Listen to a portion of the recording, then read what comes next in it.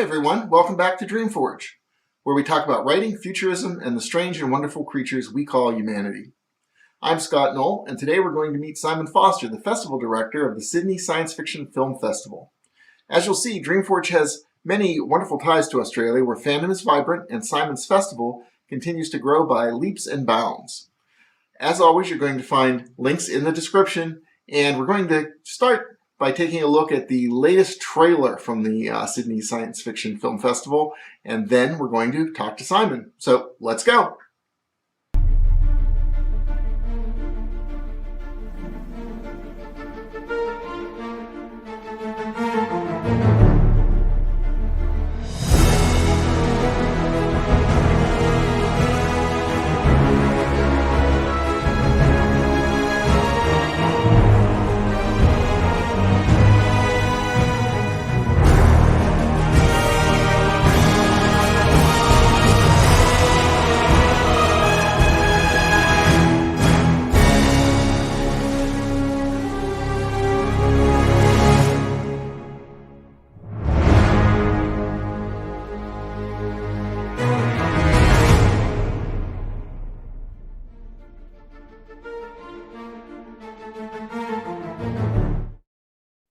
There we go.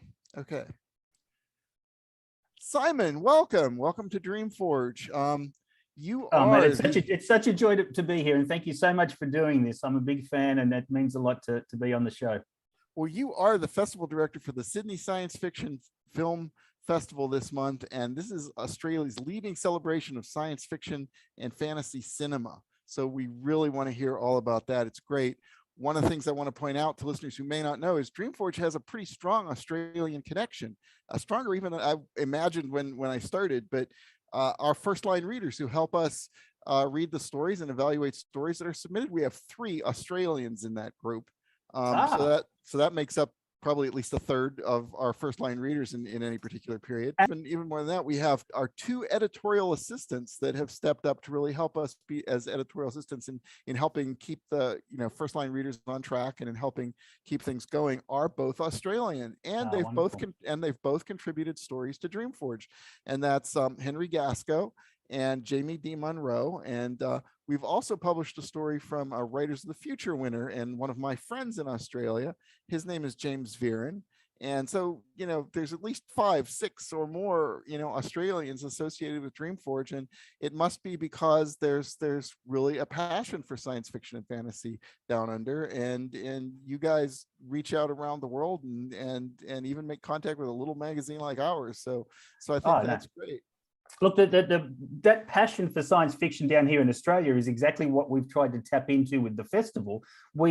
I've come from a background in a lot of different genre film festivals, but there was none that was really serving that passionate sort of fan base for speculative storytelling that I'm a huge fan of. And the fact that this is only our 2nd year and we've been able to expand Australia-wide with our online festival, and our film submissions this year went from 70 last year to 230 this year, so like a 300% increase. So it's, there is a huge fan base for science fiction culture and storytelling of all kinds here in Australia.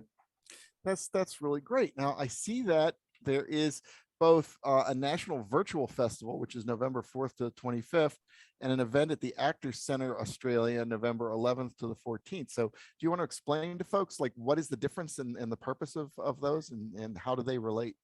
We started 2021 by expanding our program. We went from a 4-day festival last year to a 10-day festival this year. Then COVID hit and suddenly the whole landscape changed, and we didn't know what was going to happen. So we've actually brought the festival back down to the original format of 4 days, the live festival. But because we had all this surge in submissions, we had to embrace the online festival experience to make sure we could represent all these filmmakers to the Australian audience. All the filmmakers had put a lot of faith in us.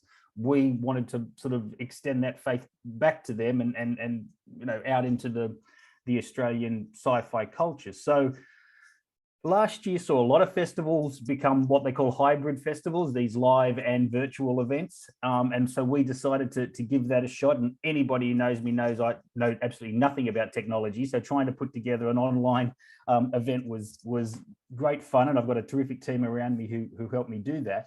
And the other important thing was we had to maintain the integrity of the live event. So there is a handful of films that are showing at Leichhardt at the Actors Centre, which won't be available to New South Wales audience, to the state audience, but will go out Australia-wide. So we wanted people to still come to the live event. So it's been a bit of a balancing act, and I'm not ashamed to admit that we made a few decisions on the fly just to for the hope, taking the leap of faith, hoping that it would work. But it's come together pretty well. Well, everybody who gets something done just takes a risk and gets it done. So, you stand up and somebody's going to complain about something. You always know that that's going to happen.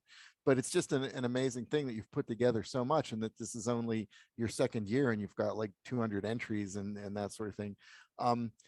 One of the things I see just like on the technical stuff, I see that the event, I believe even the virtual event is like geo-blocked to Australia, states and territories. Yep. And that you're working with a company actually from the States, which is called Zerb, which is a streaming service, which also seems very new. And I'm really interested in getting into that and learning more about that. Tell us how that relationship developed and how things are working there. We have strong ties to the Berlin Sci-Fi Fest, and they used Zerb for an online program they did earlier in the year. So the festival directors in Berlin sort of guided me towards Zerb. And you're right, they're a young startup company, very passionate, very committed to service and helping, festivals all around the world, big or small, get their festivals online and to a bigger audience. We had to teach them a little bit about what it meant to geo-block in Australia, because the festival circuit around the world is, doing it so tough, and you've got to respect borders to a certain extent as a festival director. So we brought a lot of films into Australia on the promise that it will be a vast Australian audience that gets to see your movie, but we won't sort of cut into any other markets around the world. So that's why geo-blocking is really important to the festival experience. And and Zerb were terrific. They've got a great system that allowed even a Luddite like me to be able to upload films and get everything done in a matter of days. And so far we've put a free film out there at the moment just to sort of test the waters and test the Zerb thing. It's called Aliens on Halloween. It's made by a guy called Riker Lynch out of LA, and he's it's like a 50-minute mini feature, and it's been very popular and shows that Zerb has worked without flaws. So yeah, we're really happy with the partnership. Yeah, they seem to be doing very interesting things. You're talking about the help that they're giving to festivals, but it also seems to be that they're creating a streaming service that is for creators, people who are making films, documentaries, just creative, vlogs maybe. But they seem to be out there doing that with various channels and helping creators get seen, and then also be compensated for their work as well. So there's a model for that. So it's very interesting. They seem to be, I think they're located in Albuquerque, New Mexico. And the interesting thing that I find there is New Mexico around that area seems to also be a very passionate area. A lot of science fiction writers are out there. One of our friends, Jane Linscold, who's a novelist, is a science fiction fantasy novelist, is from that area. And they have Bubonicon down there, which we've attended. So it's very interesting that these kind of little hotbeds of science fiction all around the world, from Australia to Berlin to New Mexico, sort of get together and kind of help one another and develop technologies and develop systems to help spread the passion. Yeah, Eric Strieper, the CEO there at Zerb, as soon as he sort of saw we were a genre festival and we're sort of working in the sci-fi realm, he was energized straight away. He's a huge fan of the culture and couldn't wait to make the connection with Sydney. And we were fortunate in that the other festival, a Night of Horror Film Festival down here in Sydney, they had to go online entirely because of the COVID shutdown. And they were able to sort of adapt with Zerb as well. And all of a sudden, Zerb's everywhere down here in Australia. So yeah, it's really exciting. So tell me about some of the things that you just think from your festival that are exciting this year. Talk about films, events you're going to have. It's like what do you see happening at the Sydney Science Fiction and Fantasy Film Festival that you're just really excited about and want to tell people about? I think what I'm most excited about is the sense of community that we've managed to engender down here in Australia. Part of the reason I didn't have any kind of qualms or any sort of worries about going out to a national audience was that we got a lot of feedback from interstate about when we're going to travel with the festival. So I know there's a real hunger for science fiction storytelling down here in Australia, for film storytelling, and that I hope will sort of, and the ticket sales have been very strong already a week out from the launch of the live event, and we're about to launch the online event down here in Australia. So the community's coming out, and that's a huge plus. The other really interesting thing is that there is sort of and you may have experienced this as well, but there's a science fiction still has that sort of tag about it. People who don't know science fiction know that it, or think that it's all ray guns and spaceships and little green men, and we certainly have some of those in the festival. It is that as well, but we're a truly international film festival in that we've sourced films from 23 different countries.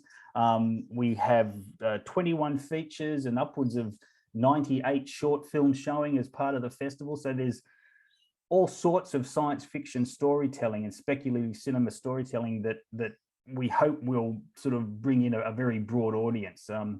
The pick of them are things like Glass House, which is a feature which has come from South Africa. A young woman director named Kelsey Egan has made her feature film debut with this, and it's remember the old Clint Eastwood film, The Beguiled, which was remade a couple of years ago, actually, with Nicole Kidman, but it's about a sort of a tight-knit women's community that welcomes in this stranger, and this one's put a pandemic spin on the whole thing. There's an airborne contagion that fries your brain if you take a deep breath, and he has to run inside, and suddenly he's part of their group, and it's a really sort of interesting look at a dystopic future. We've also got our opening night film is a US independent film called The Blazing World, which has just opened in US cinemas. It was a Sundance film, and I know there's going to be people that hate it because it's a very strange film.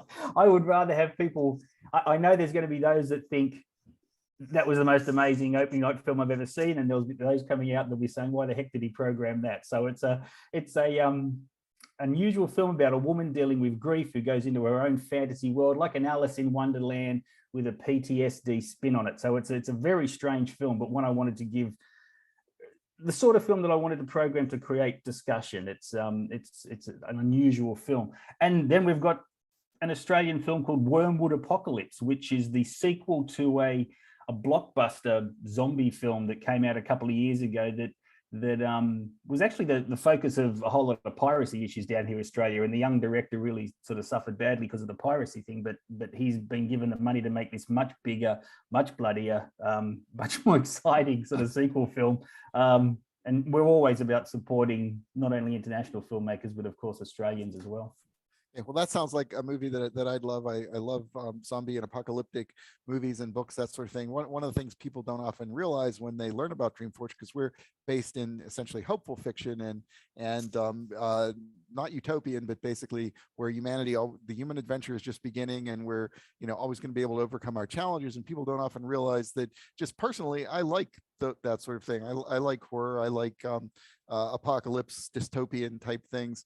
I just founded DreamForge on the notion that that's very much fun, but it seemed to me that it was becoming a little too dominant in the culture, where people were actually just beginning to believe it's like, oh, life is hopeless and we're all going down the drain.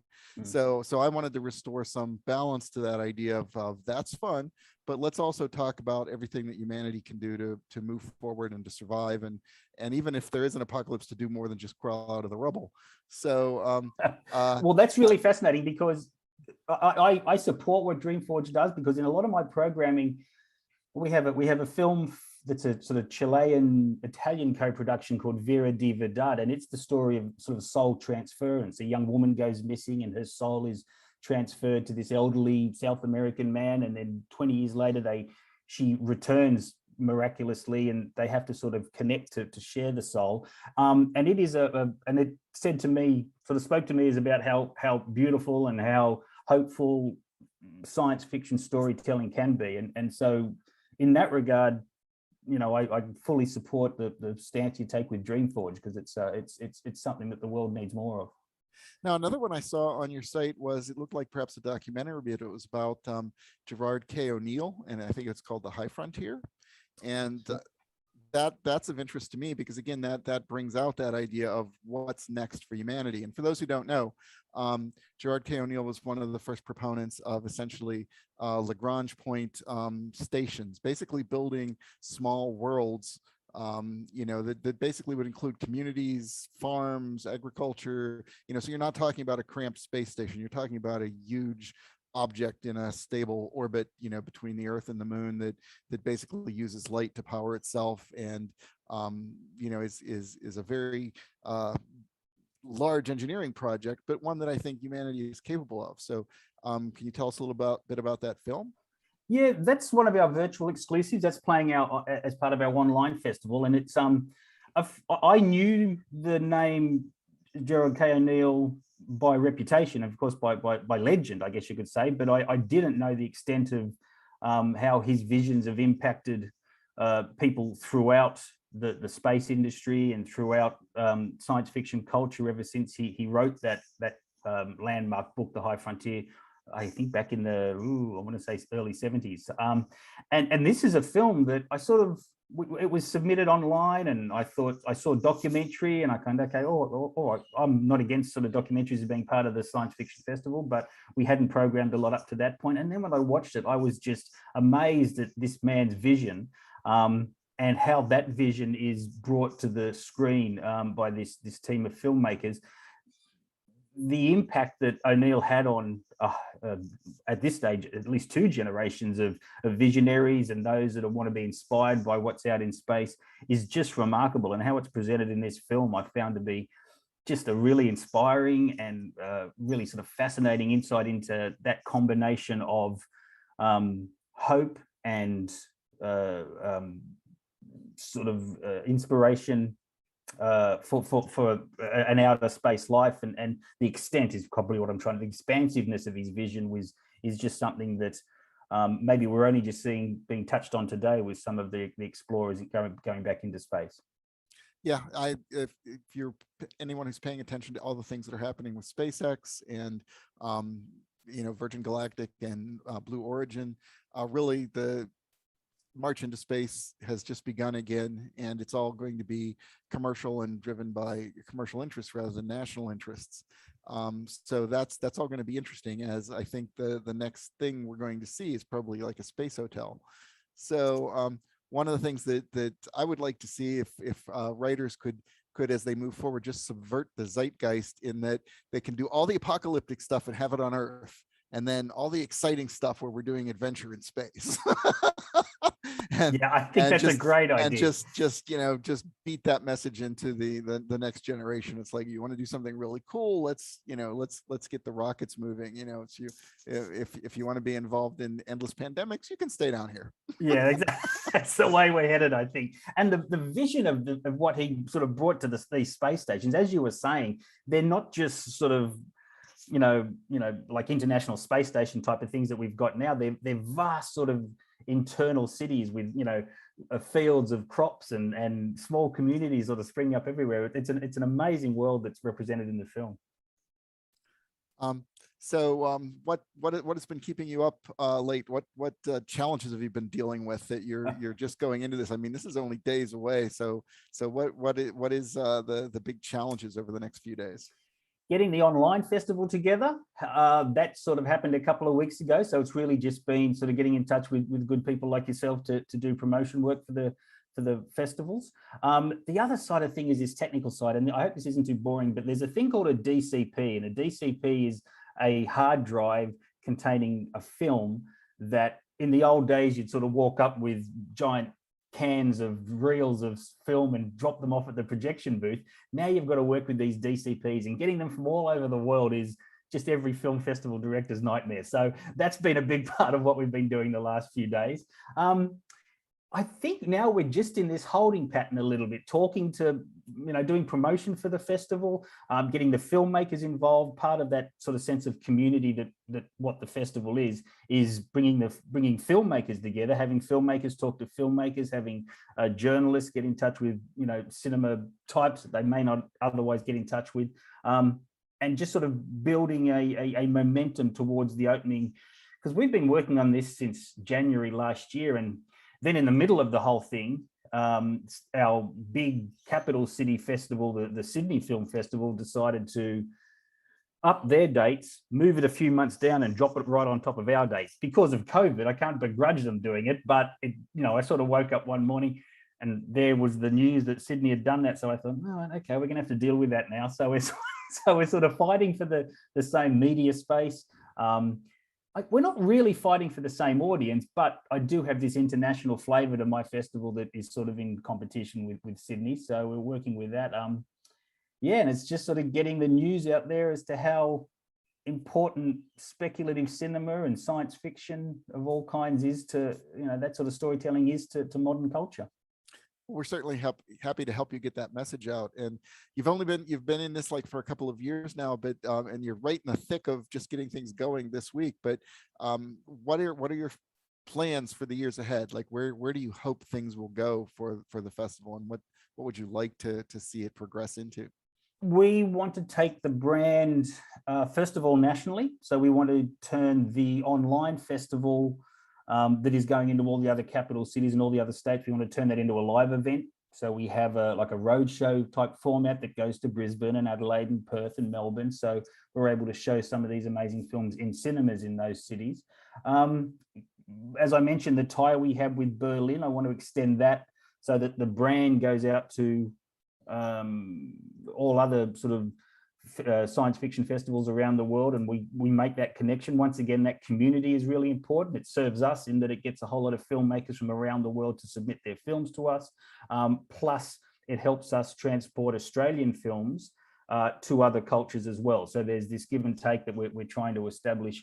And just to sort of reinvigorate, help the resurgence, excuse me, of different types of storytelling to make it out into the wider community, the wider culture. And so we've got plans for world domination. How more sort of dystopian science fiction is that? Well, that's great. And we're really glad you were able to come talk with us this morning, or for you, it's this morning. For our listeners, Simon was really gracious in talking to us today because he just got up. Can you tell by the croaky throat and the bags under the eyes? So I really appreciate the time, and we promise we'd only take about 20 minutes of your time, and we're about there. But this was really great, and we hope to pass on the news of what's going on with the Sydney Science Fiction and Fantasy Film Festival, and we're going to look back on you, each year and see how things are progressing. And we hope to have you back with us at some point, and maybe plan an interview where we could actually talk about our views of science fiction and how we got into loving science fiction and that sort of thing. Maybe we can do that one day. That would be wonderful, Scott. Thank you so much, mate, and thank you to DreamForge for having us on the show. And maybe we'll come to Pennsylvania sometime soon. Do a Sydney sci-fi roadshow into Pennsylvania. We would love it. All right. Thank you, Simon. You have a good mate. rest of the day. All right. Bye-bye. Bye.